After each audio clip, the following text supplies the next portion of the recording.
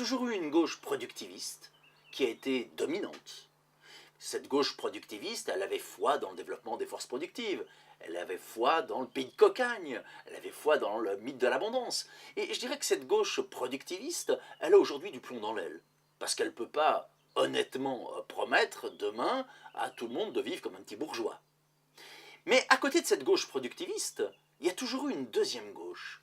Une gauche qui a été antiproductiviste, qui a été dominée, qui a été ridiculisée, moquée. Et je dirais que cette gauche antiproductiviste, elle avait des racines plongées très profondément dans ce que j'ai appelé une sorte d'antiproductivisme spontané populaire. Pendant plus d'un siècle, cette résistance des paysans qui ont refusé le passage de la faucille à la faux. Parce que derrière ce passage, c'était l'impossibilité du glanage qui allait se développer, c'était la fin des modes de vie traditionnels de la paysannerie. C'est tous ces ouvriers qui, pendant très longtemps, ont refusé, ont cassé les machines, non pas toutes les machines, mais les machines qui cassaient leur identité de métier, les machines qui prenaient leur place.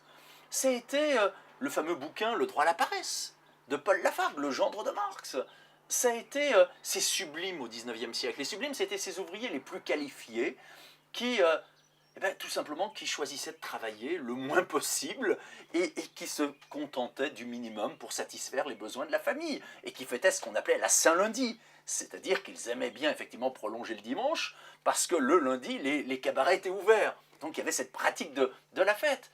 Ça a été ensuite, je dirais dans les années 50-60, tout ce mouvement critique de la société de consommation qui avait commencé avec le surréalisme, qu'on a poursuivi avec les situationnistes. C'est les revendications pour vivre et travailler au pays.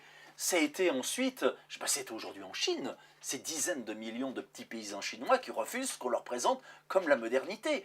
Je crois qu'effectivement, les milieux populaires ont toujours une sorte de subculture qui les met finalement à l'abri dans un premier temps de ce qui est présenté comme le progrès.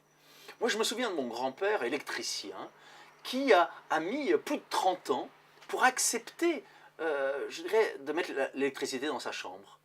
Et ce même grand-père électricien qui a refusé toute sa vie d'avoir autre chose que des toilettes sèches. Alors je dirais qu'il n'avait pas forcément les mots pour justifier effectivement son refus et je dirais il passait pour un affreux ringard, je dirais, dans la famille. Mais en fait, ce qui était en jeu là derrière pour lui, c'était la défense, je dirais, d'un certain style de vie, d'un certain mode de vie. Et il avait la préconscience que s'il acceptait d'avoir une voiture, ce qu'il a toujours refusé, eh bien, finalement, il allait perdre quelque chose. Et ce qu'il allait perdre, c'était une certaine qualité de vie, qui faisait qu'effectivement il prenait 2 heures à midi, qui lui permettait de venir manger tranquillement avec son épouse, d'avoir un jardin, un potager, dans lequel il faisait le maximum d'autoconsommation, etc. Une des responsabilités sans doute de la gauche, ça a été d'accepter la culpabilisation de ces gens de peu, d'avoir accepté de les ringardiser, de les ridiculiser, alors qu'il y avait effectivement dans cette défense des modes de vie, je dirais la défense d'une identité. Il y avait la défense peut-être de ce qui crée la possibilité d'un passage à une société qui ne soit pas capitaliste, qui ne soit pas une société du toujours plus. Parce que cette génération de nos grands-parents, je dirais qu'elle n'était pas enquise encore au toujours plus.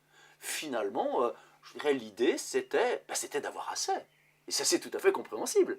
Cette idée c'était d'avoir assez, mais c'était aussi qu'on s'était toujours habitué à une certaine pauvreté et qu'on savait faire avec.